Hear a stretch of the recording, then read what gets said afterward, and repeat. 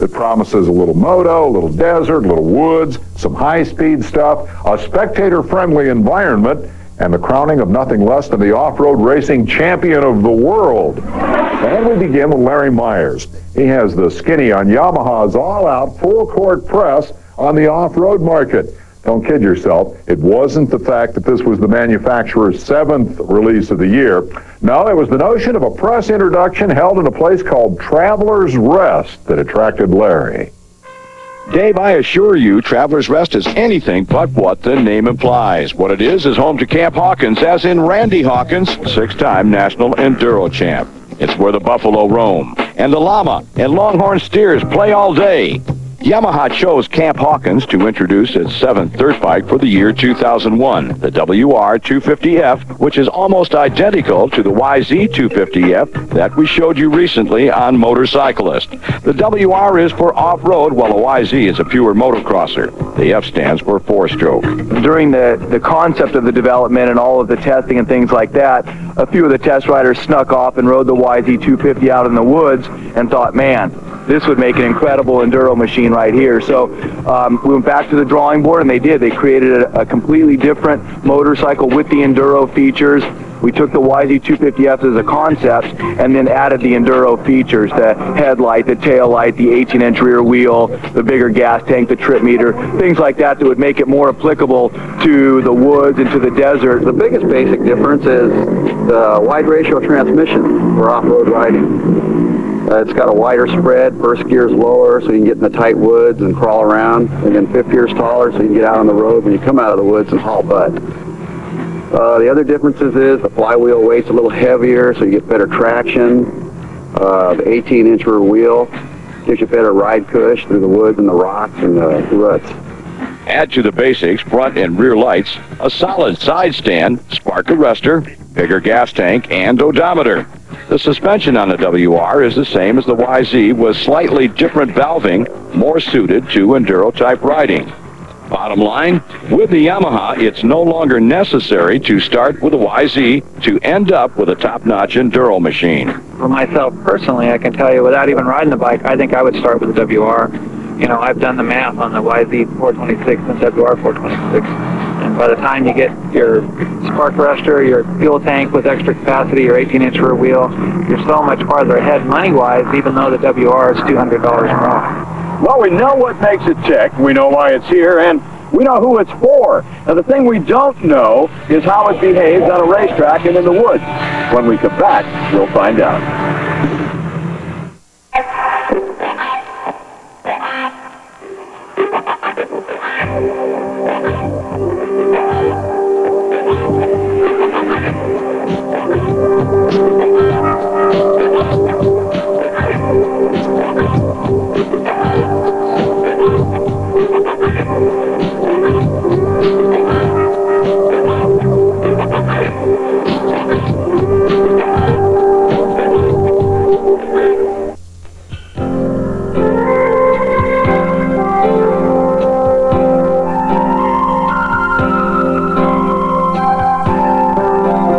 Like to draw, or paint, or maybe just sketch and doodle? Well, if you do, chances are you have the interest needed to become a serious art student. To find out, simply call toll-free, and Art Instruction Schools will send you this enjoyable art test. There's no cost or obligation. Take the test at home in your spare time and mail it to us when you're done. Our experts will review and grade your test. Call our toll-free number today for your free art test. Don't let the wonderful world of art pass you by. To get your free art test without cost or obligation, call this toll-free number. Don't delay. Call this toll-free number now. Call 1-800-459-1991. That's 1-800-459-1991. Motorcyclist is being brought to you by Honda, the company that defines performance on two wheels. Performance first. On paper, the Yamaha WR250F is a world beater. The proof, though, would come from on-track and in-the-woods riding. Yamaha star Randy Hawkins took one ride and returned with a smile. I feel for back east almost a perfect weapon, really. You know, the bike is lighter than this big brother, I guess you could say, the 426. Motor-wise, it's got plenty of motor for the tighter eastern type woods. And here again, I've adapted to the 4-stroke power, so my impressions are really good with it. You know, I'm excited, and I really feel I'm going to win some races on the East Coast with it. The biggest change we're going to do is personal. I mean, you know, like the bars, we'll probably do a seat and tank change a little bit just for a different capacity, and you know, and I like the YZ type seat just a little bit better there. But here again, that's my preference, you know, compared to another rider. And the suspension, here again, we'll probably stiffen it up a little bit just for me because I'm a ride it harder than most average guys with it. Of course, out of the crate, out of the box, you can take this bike and go race. Randy is, of course, employed by Yamaha. You would expect him to deliver a glowing report. Dirt Rider magazine feature editor Carl Kramer had no such allegiance. Well, Kyle, you've had an opportunity now to ride the bike since this morning when we first talked. What are your impressions of the WR250F? You know, it's quite an opportunity to ride here, Larry, at Randy Hawkins' house. We had, you can see behind us a grass track, or a motocross track. There's a real grass track off to one side of us here that's real grass, had no tracks on it when we started this morning. And then there was a woods loop that's pretty tight over across the street, lots of good leaves covering the roots and things. So about as comprehensive a test as you can get in one spot. So it was a real good test of this motorcycle, and I think it came out real well. Anything in your mind that sticks out as notable or favorable for the bike? Let's start with that. Yeah, I'd say just about everything. You know, the engine's real responsive, and then I know you took it for a little ride and felt that little rush it has right when you think it's all done, then it really takes off and goes up top. And no real small four-stroke that we've ever seen before for off-road runs like this little 250 does on top. I found the bike to be a little overpowering. Now I'm saying that it's just a little too much for me, and I think I would need some time on a lesser motorcycle before I'd want to start riding this one seriously.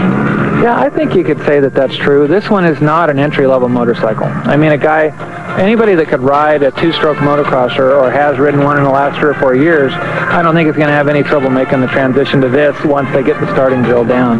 But it's got firm suspension, the engine hits hard, and when it starts to go, it really goes.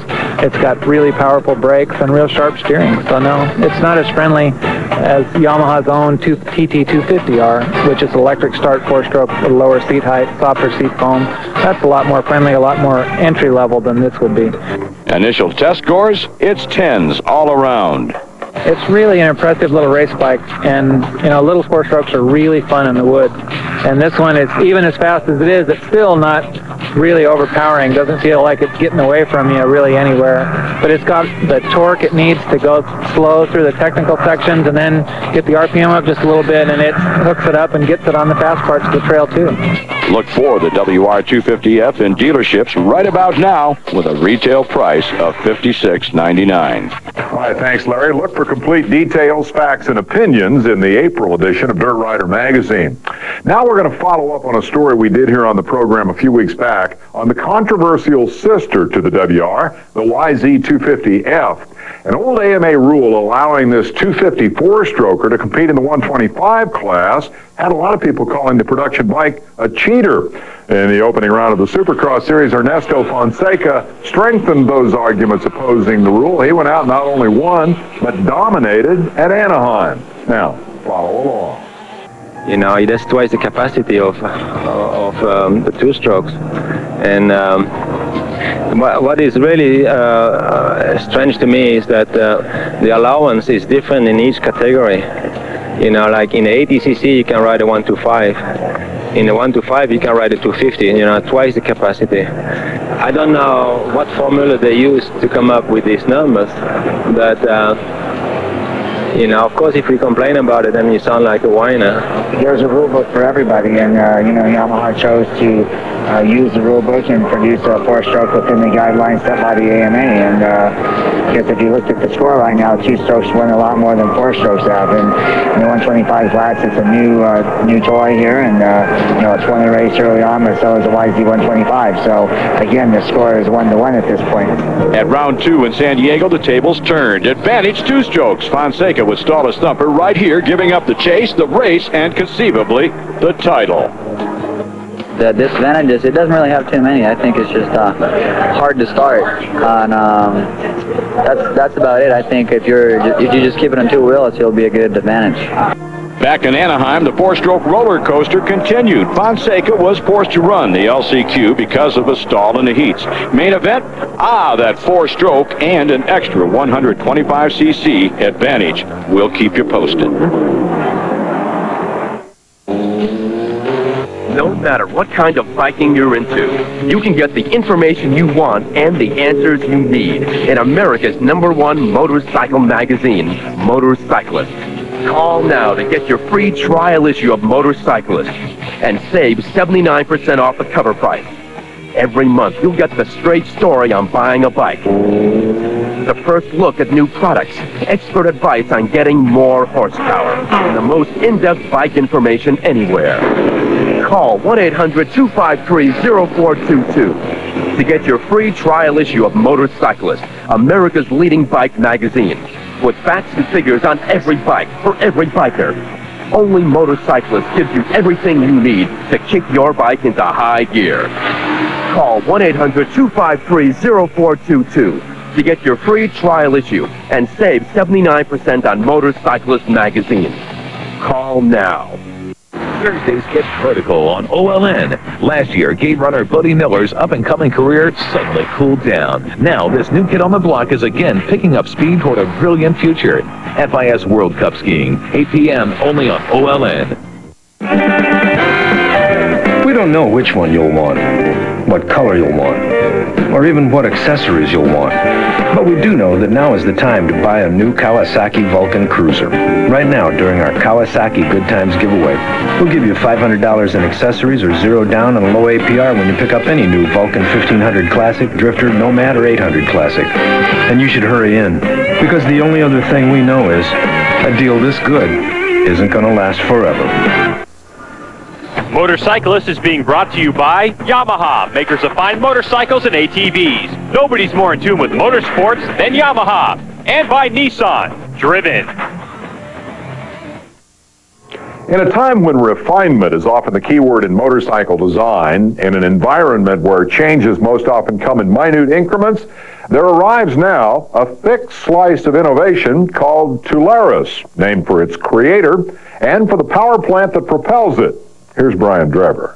Dr. Rob Tallui is a physicist by trade and a racer for fun. Like most of us, he tries to integrate that which earns him a living with what he does for recreation. Employed by consulting firm MTS Systems Corporation, Tallui has spent the last few years designing and building race bikes in his spare time. It's sort of like the motorcycle is a sandbox, and the toys are the MTS test equipment that we get to use, and we just play along. The motorcycle is engineered differently than most other bikes are because I have access to a lot of advanced technology through MTS. And because of that, from the get-go, really, we performed simulations, both virtual and laboratory simulations, to answer some of the questions that arise very early in a motorcycle design.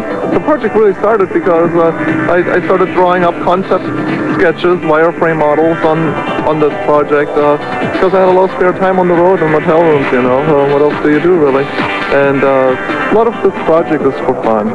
So we're not here to accomplish anything in particular, but just build something that's a lot of fun. It's different. It uses a different type of engineering approach to arrive at what we think will hopefully be a very good motorcycle. At first glance, it seems that Tallui and his team of fellow MTS employees and friends have put together a good-looking and very innovative machine with no engine. Look closer, though, and you will see the two-cylinder Polaris snowmobile mill, all but hidden behind the main spars of the frame. The expansion chambers follow the lines of the bodywork so closely as to appear also hidden. Many other parts, such as the forks, wheels, and brakes, were outsourced to keep costs down. At the heart of the project, though, is the chassis and engine combination. It gives rise to some pretty impressive data.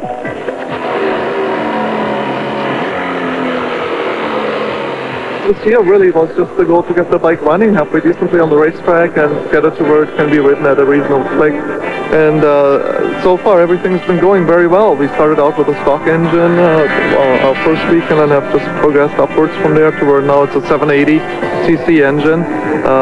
It puts out in the neighborhood of 170 horsepower at the crankshaft. It weighs 264 pounds dry. So those numbers are very encouraging. And with those kinds of numbers, Dr. Robb admits that his abilities as the principal test rider are being exceeded. To take the machine closer to its potential, fast privateer Mike Ciccato has been brought on board. Really impressed with it. It's just an amazing piece of work. They've obviously put a lot of time and thought into the bike, and it looks like it's a safe bike too. That's most of my concerns when I first got involved with this was different rake and trail, the geometry of the bike, and then just to look the bike over. It looks like a very solid bike, and it's got a lot of brains behind it. So I'm excited about getting on it, and I think it'll be a good, safe bike, fast too.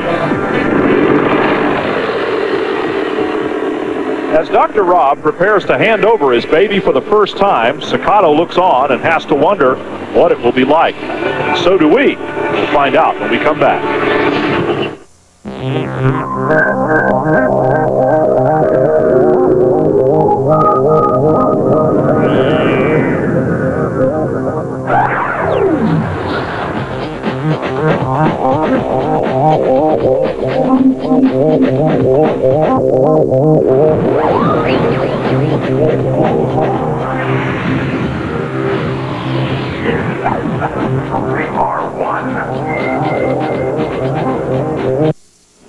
Even though you might not know Delphi Automotive Systems, we're probably in your garage right now. You see, chances are we're in your vehicles, having developed the first in-dash car radio and production airbag, not to mention the future innovations that will revolutionize the way you drive. With 36 countries and growing, we're practically everywhere. Even though you may not see us, Delphi Automotive Systems, driving tomorrow's technology.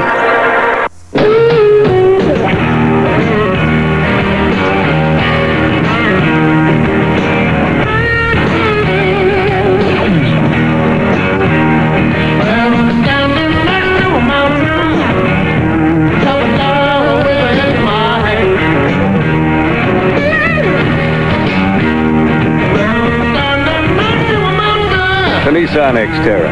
Everything you need, nothing you don't.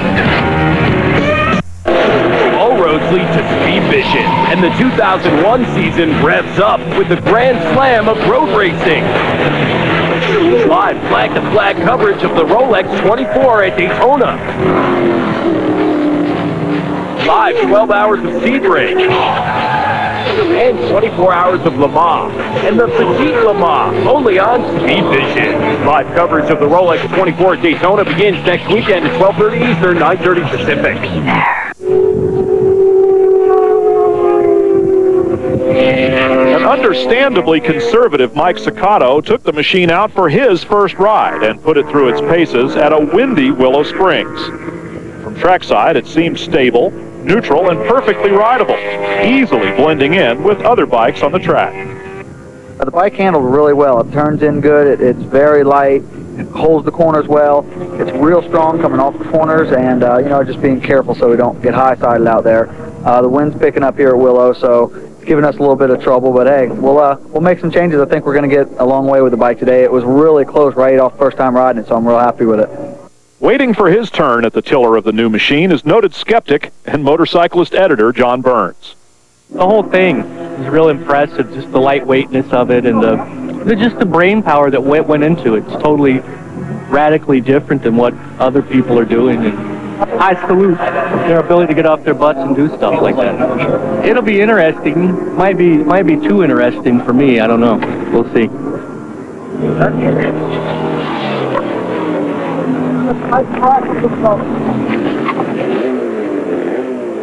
This thing would take some getting used to.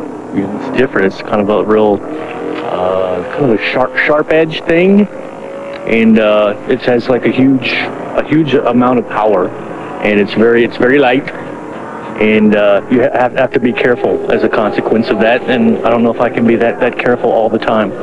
You could spit yourself off it pretty easy, I think. You kind of have to be a professional. like Mike is, and like I'm not. The coolest thing about the thing is the fact that it exists at all, that the guy, you know, built the thing himself in like his spare time. But it's a pretty amazing piece of work for a guy and his buddies to put together. When Mike Ciccato went back out, the wind had died down, and his willingness to twist the throttle a little harder had gone up. With shutters clicking and our cameras rolling, he gave a little demonstration of what it would do.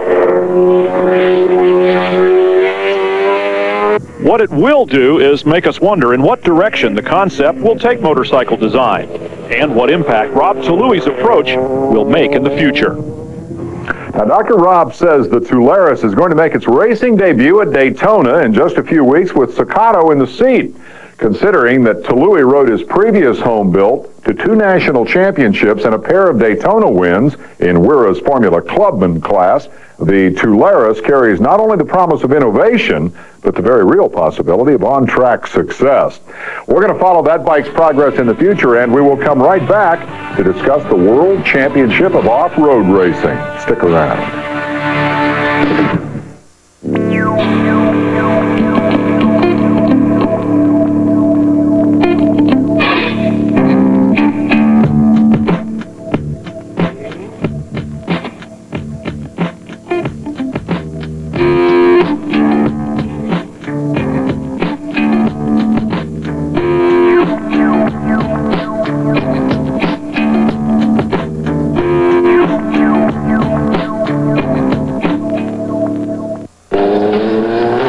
No matter what kind of biking you're into, you can get the information you want and the answers you need in America's #1 motorcycle magazine, Motorcyclist.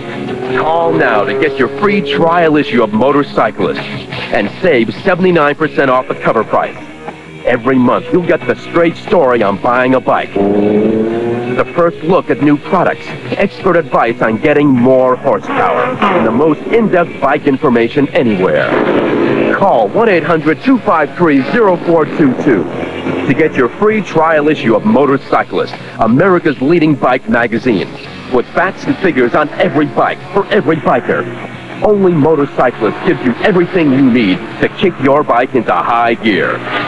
Call 1-800-253-0422 to get your free trial issue and save 79% on Motorcyclist magazine. Call now. Want to know what cars you should be talking about in 2001? It's hot cars, new cars, even funky cool cars. See what's new in cars for 2001 at the LA Auto Show, only on Speedvision. Monday nights at 8 Eastern, 9 Pacific. Motorcyclist has been brought to you by Honda, the company that defines performance on 2 wheels. Performance first.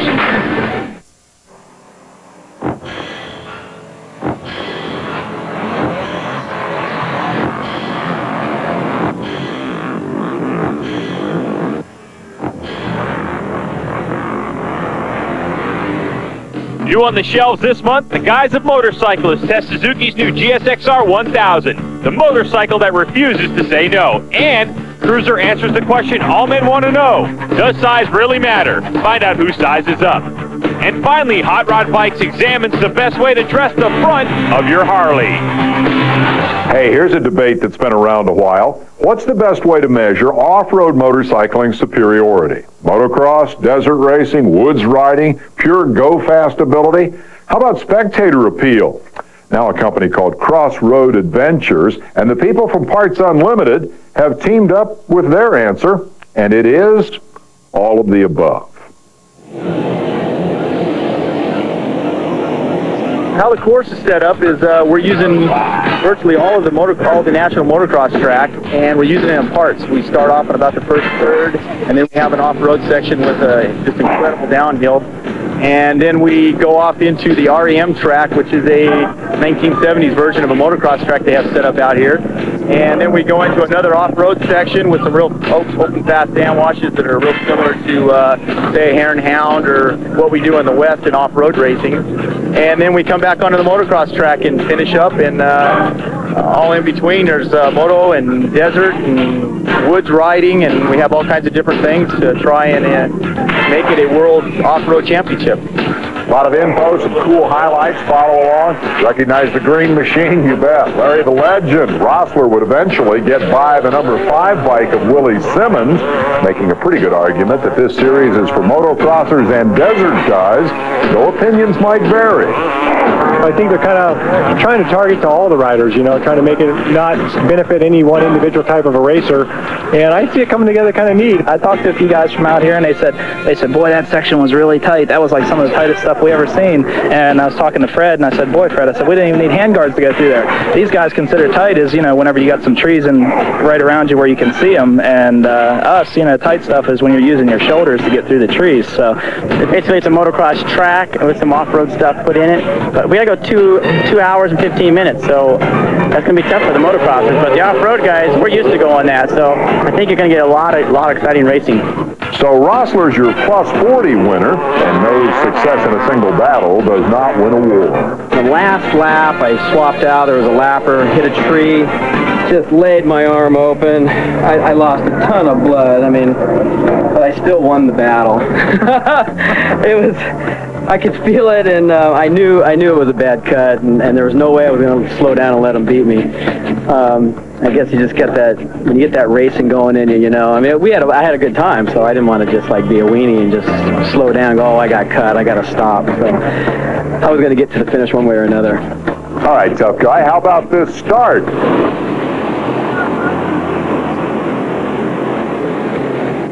Wow, 70 wide and only a few going to get through. Mike Kudrowski and the Suzuki Thumper get the whole shot. That was his plan from the start in this inaugural World Championship. It's going to be a race right off the bat. It's GNCC's maybe the first lap we're looking at the track. Where here, I think it's going to be a sprint all the way because all of us can go 3 hours, so what's 2 hours? That's nothing. So I think you're going to see guys going fast right off the bat, and I know that's my game plan is to go fast. Well, the motocrosser turned prognosticator turned off-road rider was fast. So too was his Team Suzuki teammate Rodney Smith, third on the day. Problem was, neither was quite as fast as KTM's Shane Watts, who made only one brief and efficient stop. Shane had a really good stop. We're going to run him 1 hour. We can do about an hour and 10 minutes on a tank, so we can run him home from here. Here's our dump can here. We ran him about 1 hour, and we still got plenty. We can go another hour and a half from here, so we're running him home for the win. Eric knows his bike, more importantly knows his rider, Shane Watts, your round 1 World Off-Road winner. It's a great ride today. Great start to the season. Hopefully I'll go back home tonight and I'll go home for a couple of weeks and prepare a little bit more for the season and come back even stronger hopefully and continue on with the win streak. What do you think of this format? Yeah, the format was good. It's like the same as what we have on the East Coast.